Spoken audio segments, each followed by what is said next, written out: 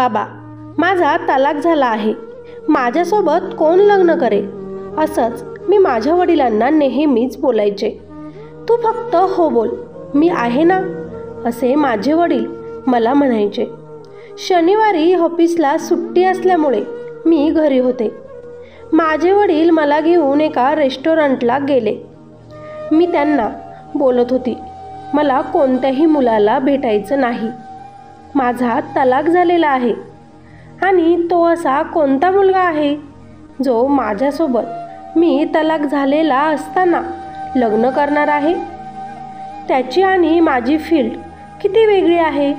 तो डॉक्टर आणि मी एक इंजिनियर. लग्न न झालेला डॉक्टर लग्न झालेल्या तलाकशुदा इंजिनियरसोबत कसं काय लग्न करत आहे? तेव्हा माझे बाबा मला म्हणाले, ते तू त्या डॉक्टरलाच विचार. मी तर तुझा बायोडाटामध्ये सगळं काही लिहिलं होतं, तरीसुद्धा त्यांना तू आवडलीस. घरी चालून आलेल्या स्थळाला नकार कसा द्यायचा ते मला बोलले. पण बाबा, माझा लग्नावर विश्वास नाही, मला नाही करायचं लग्न. मी त्यांना बोलली, बेटा, आलीच आहेस तर एकदा भेटून घे त्या मुलाला. शेखर खूप चांगला मुलगा आहे. माझे बाबा त्याची स्तुती करत मला समजावून सांगत होते. मी बाबांना बोलली, तुम्ही म्हणत आहात तर मी त्यांच्यासोबत एकदा बोलून घेते.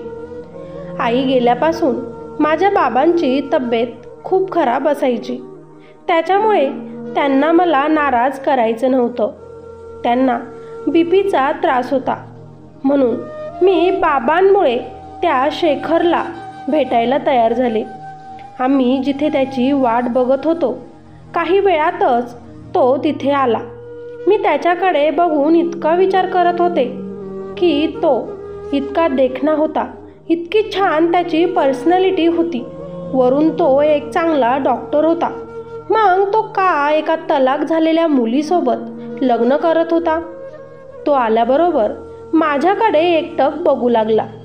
बाबांना नमस्कार केला आणि हाय, मी शेखर म्हणून मला त्याची ओळख करून देऊ लागला. मी पण त्याच्याकडे बघत होते. त्याला सारखे हॉस्पिटलमधून फोन येत होते. मी त्याला सहजच म्हटले, तुम्ही एक डॉक्टर आहात ना, मग माझ्यासोबत लग्न? माझ्या चेहऱ्यावरील प्रश्न त्याला कळाला. तो लगेचच मला म्हणाला, मग काय झालं? मीही दुसरंच लग्न करतोय की. माझ्या बाबांनी आणि मी लवकरच एकटक होऊन त्याच्याकडे बघितलं. तो हसूनच आम्हाला म्हणाला, अरे, मी मजाक करत आहे. माझे पहिले लग्न माझ्या हॉस्पिटलसोबत झालेले आहे आणि दुसरं झालं तर ते तुझ्यासोबत. माझ्या मनात बरेच प्रश्न होते जे मला शेखरला विचारायचे होते, पण तितक्यातच माझ्या बाबांना चक्कर आलेत आणि ते खुर्चीवरून खाली पडलेत. मी खूप घाबरले. शेखर, प्लीज, माझ्या बाबांना काय झालंय बघ ना, मी त्याला बोलू लागले. शेखरने लगेचच हॉस्पिटलमध्ये कॉल केला. मी आणि शेखर माझ्या बाबांना घेऊन हॉस्पिटलला गेलो. बाबांना ICU रूममध्ये नेण्यात आलं. मी बाहेर देवाकडे प्रार्थना करत होते की माझ्या बाबांना लवकरात लवकर बरं कर. यांच्याशिवाय आता माझं या जगात कोणीच नाही. शेखर पण त्याच्याकडून होईल तितकी मदत करत होता. माझ्या बाबांना वाचवण्याचा तो खूप प्रयत्नही करत होता, म्हणून नकळतच मला तो आता थोडासा आवडला. तो बाहेर आला. लगेचच मी त्याला विचारलं, माझे बाबा ठीक तर आहे ना? हो, ठीक आहे, तो बोलला. काय झालं होतं त्यांना? मी त्याला परतच विचारलं. काही नाही, मायनर हार्ट अटॅक आला होता फक्त. काळजी घ्यावी लागेल त्यांची काही दिवस. ऑइली खायला देणं बंद करा अगोदर. बऱ्याच गोष्टी त्यानं मला डॉक्टरांच्या समजावून सांगितल्या. आता माझा विश्वास पटला होता की शेखर हा खरंच खूप चांगला डॉक्टर आहे. पण त्याच्या हॉस्पिटलकडे बघून मला वाटत नव्हतं की हे एक चांगलं हॉस्पिटल आहे, कारण त्याच्या या क्लिनिकचं नाव मी अजूनही ऐकलेलं नव्हतं. इतक्यातच शेखरला सर्जरीमध्ये मदत करणारा अमोल बाहेर आला. डॉक्टर अमोल, पेशंटची चांगली काळजी घ्या, ते आपुले पाहुणे आहेत, असं शेखर त्या डॉक्टरांना बोलला. आता बाबांना बरं होतं थोडं. हे बघून मी आता शेखरच्या ऑफिसमध्ये गेली. डॉक्टर अमोल आणि शेखर हे काहीतरी बोलत होते. मी गेल्याबरोबर शेखरने डॉक्टर अमोलला बाहेर काढून दिलं आणि मला तिथे बसायला सांगितलं. मी बसल्याबरोबर अगोदर शेखरला धन्यवाद व्यक्त केलं की तुमच्यामुळे आज माझे बाबा हे ठीक आहेत, आणि लगेचच विषयाला हात घातला की डॉक्टर शेखर, मी डायरेक्ट तुमच्यासोबत बोलते. आज आपण ज्या विषयासाठी भेटलो होतो तो आपला झालाच नाही. मला सांगा, तुम्ही माझ्यासोबत का लग्न करणार आहात? तुम्ही तर एक डॉक्टर आहात ना. त्यातली त्यात तुमचं लग्नही झालं नाही. माझं तर लग्न झालं आहे, तलाक झाला आहे. मग तरीही तुम्ही माझ्यासोबत का लग्न करत आहात? तुम्हाला माझ्यापेक्षा चांगल्या मुली भेटू शकतात. मग असं का? शेखर हसला आणि मला म्हणाला, मुली तर मला चांगल्यात चांगल्या भेटू शकतात, पण एखादी मुलगी आपण जेव्हा बघतो आणि ती आपल्या मनात उतरली की दुसऱ्या मुली बघू वाटत नाही. तू खूप चांगली मुलगी आहेस. जरी तुझा तलाक झाला आहे तरी त्यामध्ये तुझी काहीही चुकी असूच शकत नाही, ही माझी गॅरंटी आहे.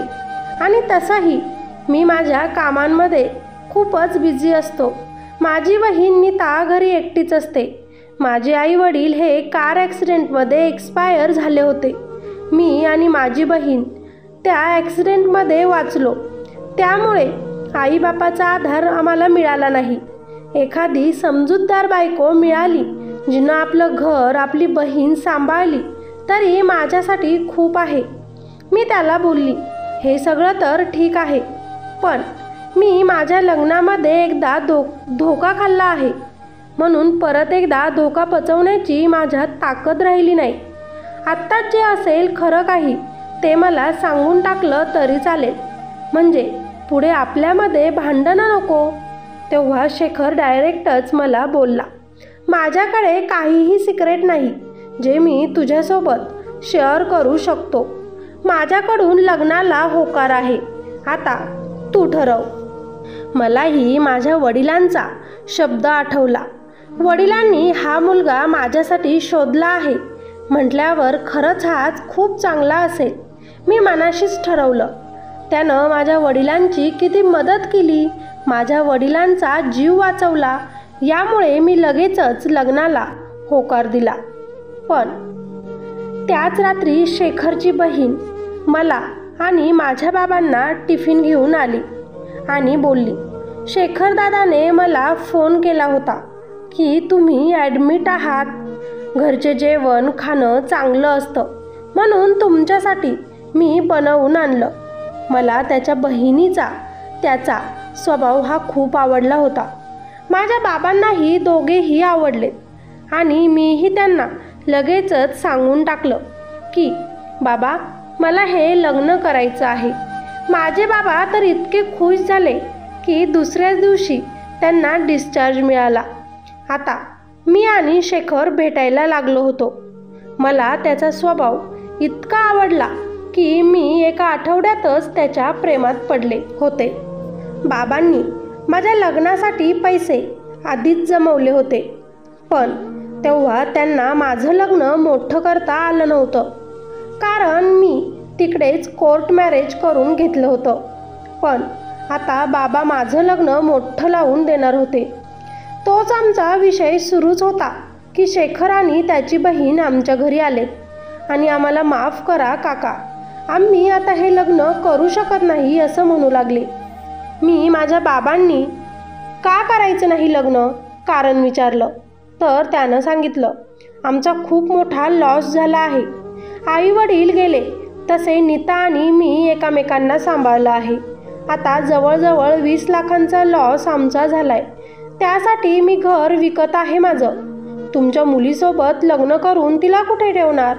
तिला जी लाईफ जगायची आहे ती मी तिला कुठून देणार? म्हणून तुम्ही आता तिचं लग्न दुसऱ्या मुलासोबत जमवा. मला माफ करा. आता माझ्या बाबांना खूप टेन्शन आलं.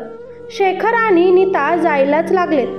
तोच मी शेखरला बोलली, माझं जर लग्न तुझ्यासोबत झालं असतं आणि अशीच वेळ तेव्हा तुझ्यावर आली असती तर तू मला सोडून दिलं असतंस का? शेखर लगेचच बोलतो, हे कसं काय शक्य आहे? मी तुला का सोडेल? मग आता का सोडतो आहेस? मी चांगला पगार कमवते, ज्यात आपलं घरचं सगळं होऊन जाईल. आणि लगेच माझे बाबा बोलतात, आणि मीही लग्नासाठी पैसे जमा केले आहेत, ते घेऊन हॉस्पिटलमध्ये लावा. आपण लग्न छोटे लावून घेऊ मंदिरात. पैसा आज आहे तर उद्या नाही, असंच असतं. त्यामुळे तुमच्यासारखा चांगला जावई मी का गमावू? तोच मी शेखरला बोलले, बाबा बरोबर बोलत आहेत. आपण आता एक फॅमिली आहे सगळे, त्यामुळे सगळे मिळून या प्रॉब्लेमवर सोल्युशन नक्कीच काढू. I love you Shekhar. I love you too Ankita. तसेच परत 2-3 दिवस गेलेत.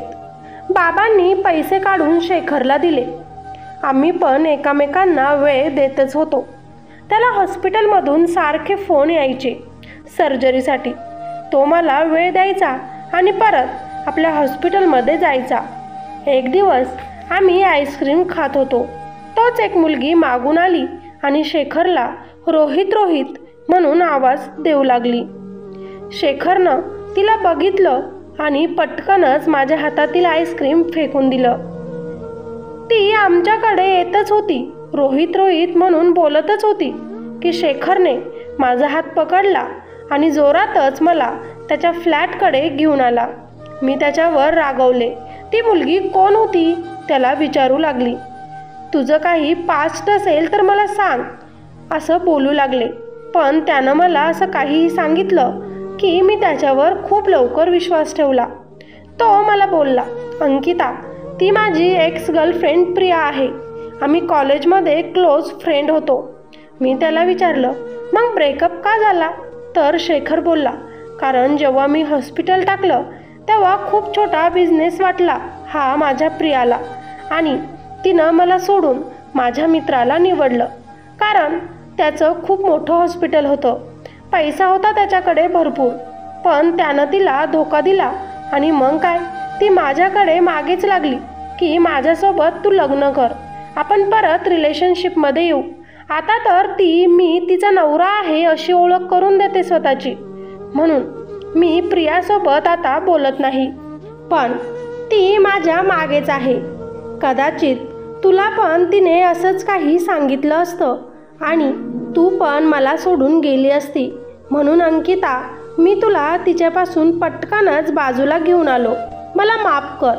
त्यानं डोळ्यात पाणी येत अशी स्टोरी मला सांगितली आणि मी त्याचा विश्वास पण केला आणि 15 दिवसांतच लग्न पण केलं, अगदी साध्या आणि सोप्या पद्धतीने. माझ्या लग्नाची पहिलीच रात्र होती आणि नीता, शेखरची बहीण, सारखी त्याला फोन करत होती. मी त्याला बोलली, तू फोन का रिसीव करत नाहीस? तर तो मला बोलला, अगं हॉस्पिटलमधून फोन आहे, जाऊ दे, माझं महत्त्वाचं काम सोडून मी का जाऊ? तेव्हाच मला वाटलं दरवाजाजवळ कुणीतरी आहे, पण लक्ष का देते? आज आपली सुवागरात आहे म्हणत तो माझ्याजवळ आला. आता दुसऱ्या दिवशी त्याला खूप सकाळी फोन आला आणि शेखर मला लगेचच म्हणाला, अंकू, मला जरा एमर्जन्सी सर्जरी आली आहे, जावं लागेल. माझ्या मागे नीता आणि तुझी काळजी घे. मी त्याला मिठी मारली आणि तो गेला. त्याच सकाळी मी त्याचा टिफिन घेऊन हॉस्पिटलमध्ये गेले. पूर्ण स्टाफ काहीतरी नाटकबद्दल बोलत होता. त्यांच्याकडे प्रत्येकाकडे स्क्रिप्ट होती, ते वाचत होते. मी तिथे गेले आणि विचारलं, तुम्ही सगळे काय करत आहात? शेखर सर कुठे आहेत? त्यातली एक नर्स मला बोलली, तुम्ही पण ऑडिशन देतायत का? मला तर समजेना, हे हॉस्पिटल आहे ना, मग हे लोक नाटकबद्दल काय बोलत आहेत? आता मी त्यांना काही प्रश्न विचारणारच होते की डॉक्टर अमोल आलेत आणि वहिनी तुम्ही या ना आत म्हणत मला केबिनमध्ये घेऊन गेले. मी त्याला विचारलं, अमोल दादा, हे बाहेर लोक कोण आहेत? आणि तो तर मला स्टाफ दिसतोय हॉस्पिटलचा. ते असं नाटकबद्दल काय बोलत आहेत? तेव्हा अमोल हसला आणि मला म्हणाला, अहो वहिनी, ते 26 जानेवारीला कार्यक्रम ठेवला आहे आपल्या हॉस्पिटलमध्ये, त्याचीच ही सगळी तयारी आहे त्यांची. आता मी थोडं रिलॅक्स झाले. तोच मी विचारलं, शेखर कुठे आहे?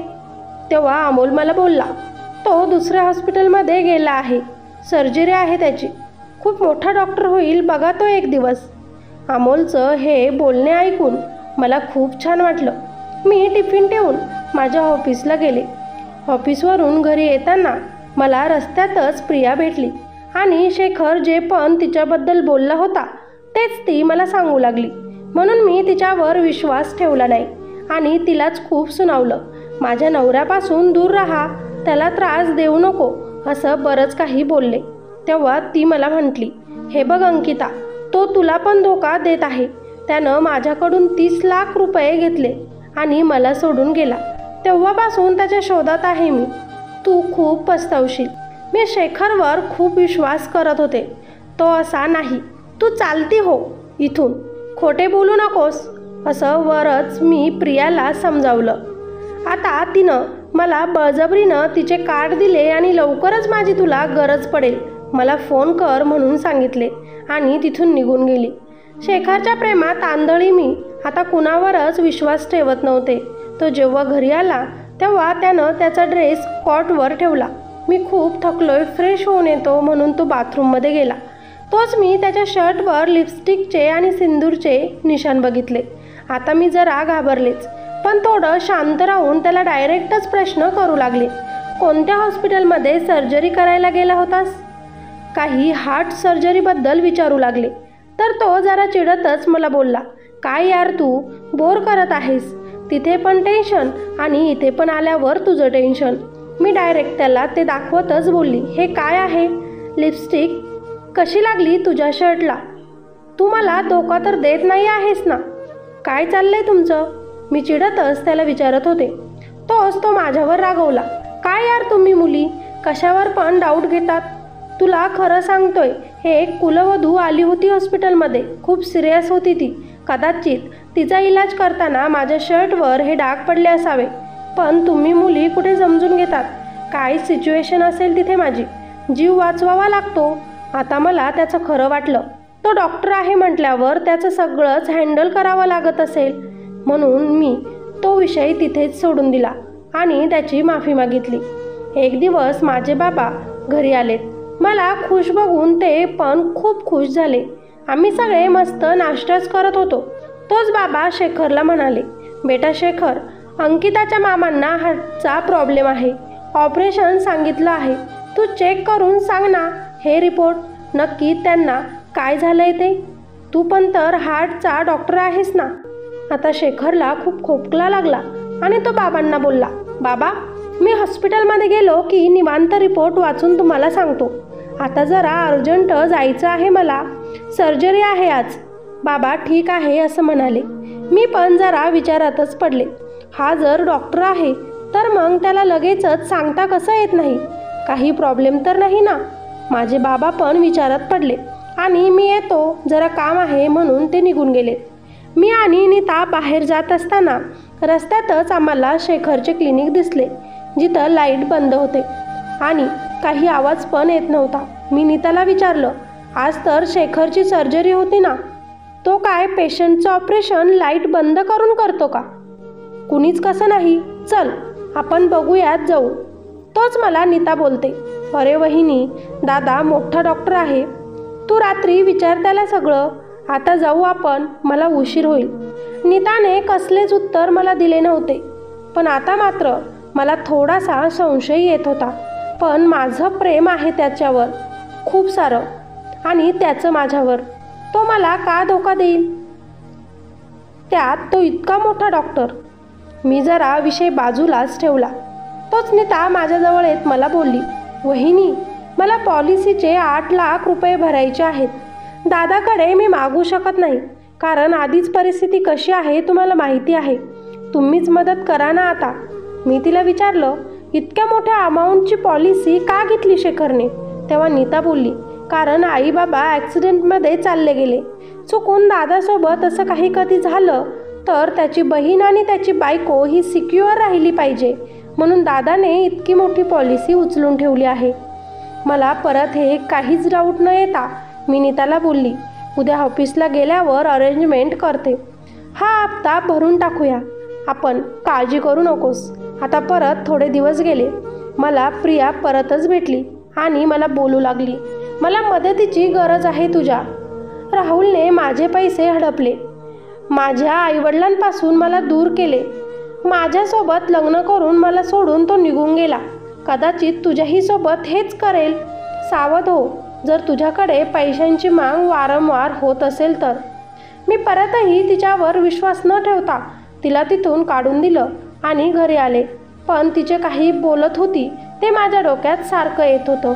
म्हणून मी लगेचच नीताला विचारायला घेतलं की नीता, मला आज प्रिया भेटली होती. आता नीता खूप घाबरली. माझं खूप पोट दुखत आहे असं मला म्हणू लागली. लग्नाला काय फक्त 3च आठवडे झाले होते माझ्या, यामुळे मला इतकं अजून त्यांच्या दोघांबद्दल जास्त माहिती नव्हतं. मी पटकनच शेखरला फोन केला. त्यानं गाडी पाठवली. मी नीताला घेऊन हॉस्पिटलमध्ये गेले. तिला ॲडमिट केलं. तोच डॉक्टर अमोल बाहेर येऊन आम्हाला म्हणाले, नीताची तब्येत फार खराब आहे. एक किडनी तर आधीच गेली आहे तिची. आता दुसरी पण किडनी निकामी होईल जर वेळेत ऑपरेशन झाले नाही तर. शेखरला धक्का बसला. तो खाली बसून आता रडू लागला. मी लगेचच डॉक्टरला बोलली, हे बघा किती पैसे लागतात ते सांगा आणि ऑपरेशनची तयारी करा.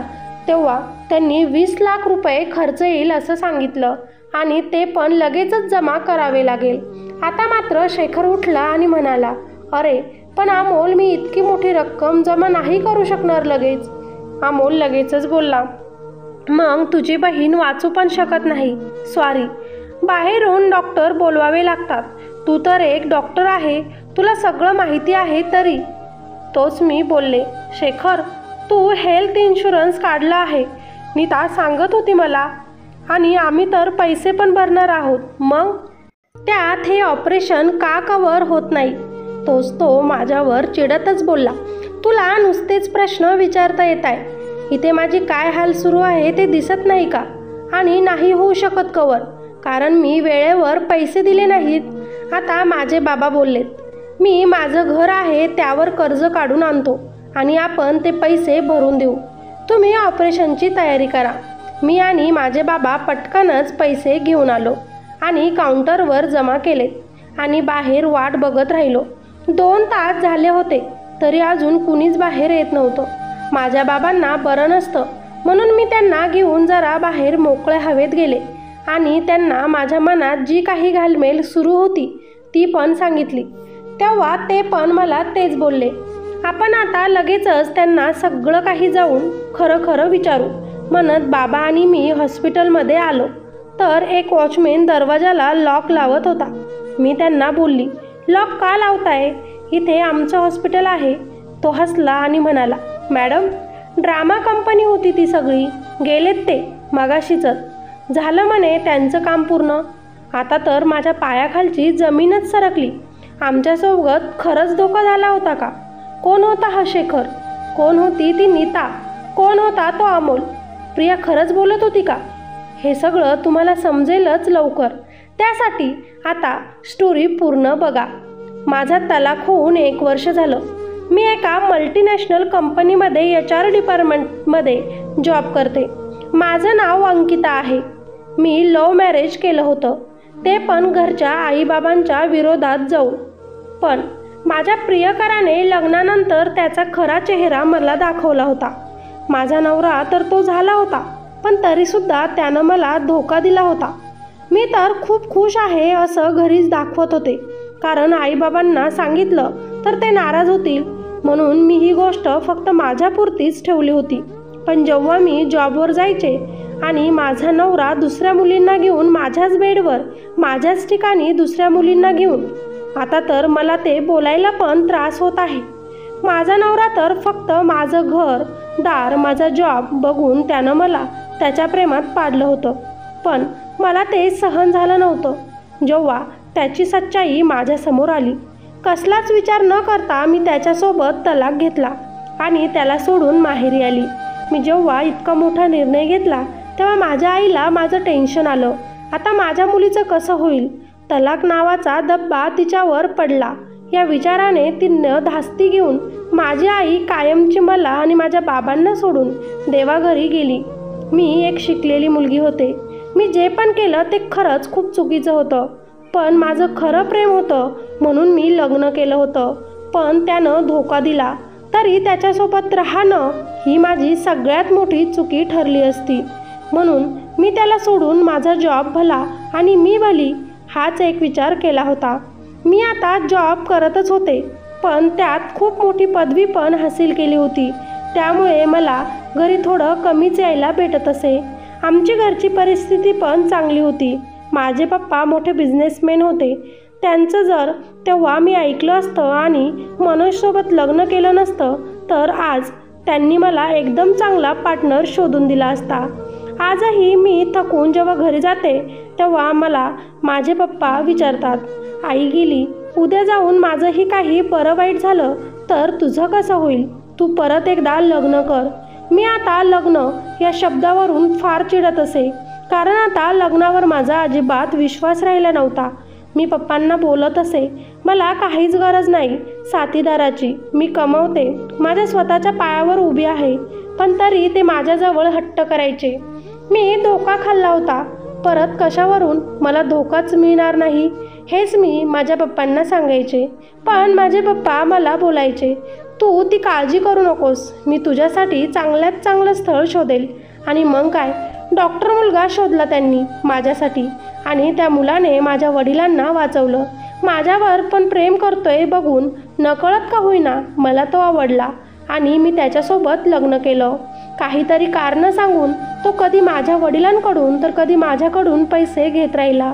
आम्ही डोळे झाकून विश्वास ठेवला आणि त्यानं तो एक दिवस आमचे सगळे पैसे घेऊन पळून गेला. तेव्हा तो विश्वास मोडला. तो कधी डॉक्टर नव्हताच हे आम्हाला खूप लेट समजलं. जेव्हा मी नीताचं ऑपरेशनसाठी पैसे जमा केले तेव्हा ती एक नाटक कंपनी होती आणि ती जागा त्यांनी एका महिन्यासाठी भाड्यानं घेतली होती वॉचमॅनकडून समजलं. तेव्हा आम्ही पटकनच दुसऱ्या हॉस्पिटलमध्ये जाऊन माझ्या बाबांचा रिपोर्ट दाखवला आणि त्यात समजलं की माझ्या बाबांना कधी हार्ट अटॅक आलाच नव्हता. काहीतरी खाण्यात वेगळं गेलं म्हणून त्यांना चक्कर आले होते आणि तेव्हा आम्ही खूप घाबरलो होतो. पटकनच शेखरच्या फ्लॅटवर आलो तर तिथे पण लॉक लावत होते. मी पटकन त्यांना बोलली, हे माझ्या नवऱ्याचं घर आहे. तेव्हा तो ब्रोकर बोलला, भाड्यानं घेतलं होतं त्यांनी, आता महिना संपला, ते नाही येणार इथे. आता मला परतच धक्का बसला. मी दुसऱ्यांदाही प्रेमात धोका खाल्ला होता. मी आता पटकन बाबांना घेऊन पोलीस स्टेशनमध्ये गेले आणि जाताना प्रियाला पण फोन करून जे घडलं ते सांगितलं. तिची माफी मागितली. तुझं ऐकलं असतं तर मी यापासून वाचले असते तिला बोलले. ती पण आता पोलीस स्टेशनमध्ये आली. आता आम्ही दोघांनी आमच्यासोबत जे काही झालं ते सांगितलं. तेव्हा पोलिसांकडून अजून भयानक माहिती समोर आली आणि मला आणि बाबांना अजून मोठा धक्का बसला. कसा आमचा वापर केला ते समजलं. आम्हाला समजलं की शेखरचं खरं नाव आशुतोष पांडे आहे.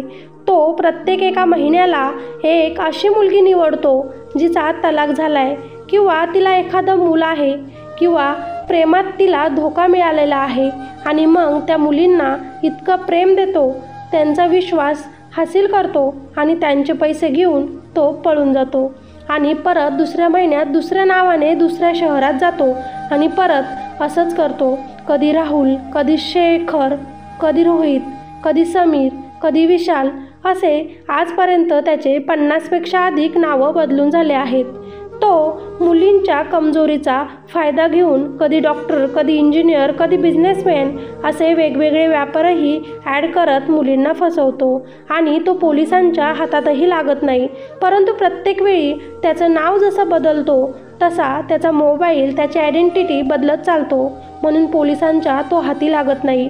आता मात्र मीही घाबरले होते, कारण माझ्या बाबांची जमीपुंजी आणि माझीही सगळी मेहनतीचे पैसे आम्ही त्याच्यावर लुटले होते. आमचे जवळजवळ 50 लाख रुपये घेऊन तो पळाला होता. प्रियाचेही असेच 50 ते 60 लाख रुपये त्यानं बुडवले होते. त्या कित्येक मुलींचे पैसे घेऊन तो पळून जात असे. त्यातच आम्हाला कळालं की नीता त्याची बहीण नसून त्याची बायको आहे आणि तीही त्याला या कामात मदत करते. अमोल त्याचा पार्टनर आहे. असे तिघं मिळून ते हे काम करत असतात. त्या दिवशी जेव्हा बाबांना आणि मला तो भेटायला आला, ती गोष्ट मी पोलिसांना सांगितली की त्यानं कसं माझ्या बाबांना वाचवलं. पोलिसांनी आम्ही रेस्टॉरंटमध्ये आलो. CCTV कॅमेऱ्यामध्ये बघितलं. तो सर्व करणारा वेटर दुसरा कोणी नसून अमोल होता. त्यांनी माझ्या बाबाच्या ड्रिंकमध्ये काहीतरी मिक्स केलं होतं आणि म्हणून माझ्या बाबांना चक्कर आली होती. अगोदरच त्यांचा सगळा प्लॅन होता. आता आम्ही अमोलकडे गेलो. चला, पोलिसांनी बरंच काही सुनावलं आणि तुमचं नेक्स्ट टार्गेट कोण आहे ते विचारलं. अमोल आधी काही बोलायला तयार नव्हता, पण पोलिसांच्या धाकाने त्याला बोलावंच लागलं. आता आशुतोष आणि नीता हे दोघंही गोव्याला आहेत. पल्लवी नावाच्या एका विधवा मुलीला ते फसवत आहे आणि 2च दिवसांनी त्यांचं लग्न आहे.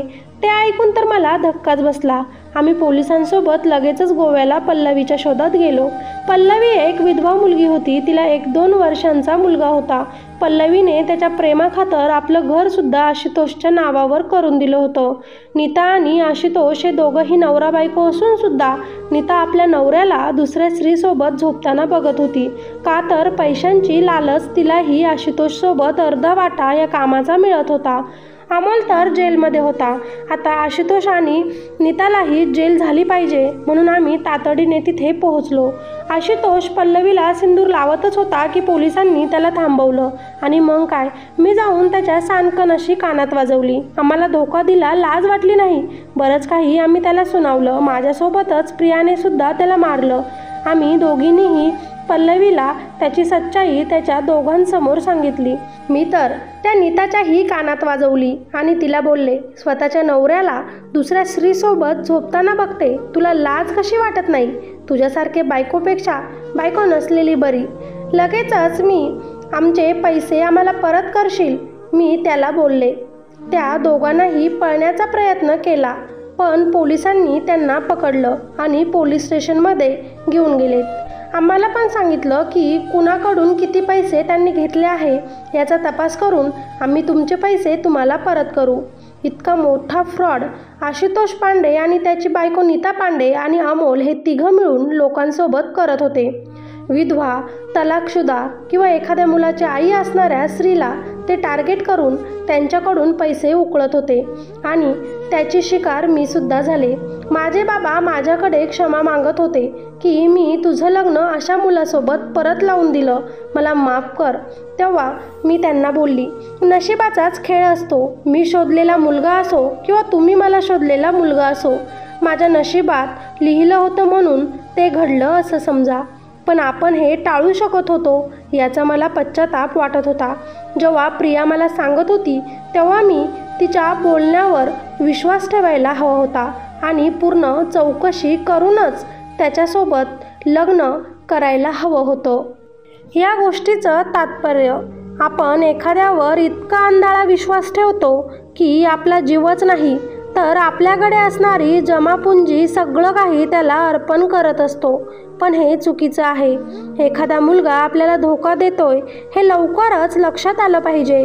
आणि ती कसं लक्षात येईल असं जर तुम्ही म्हणत असाल तर वारंवार तुमच्याकडून पैसे घेणे, त्याची काहीतरी मजबुरी तुम्हाला सांगणं, त्याचं रडगाणं तुमच्यापुढे गाणं, मला याची खूप गरज आहे असं म्हणणं, आपल्या गरिबीचा उल्लेख तुमच्यासमोर करणे, मला खूप मोठं व्हायचं आहे असं सांगणं आणि त्याच्यासाठी मला मदत कर असं म्हणणं, हे सगळं त्याचीच उदाहरणे आहेत. त्यामुळे असा फ्रॉड तुमच्यासोबतही कधी घडू नये यासाठी नक्कीच काळजी घ्या. आणि हो, एखाद्या मुलावर तुम्ही जे काही प्रेम करतात पण त्याच्याबद्दल एखाद्याने तुमच्याकडे जर त्याच्याबद्दल काही सांगितलं तर त्याच्या शेवटपर्यंत नक्की तपास घ्या.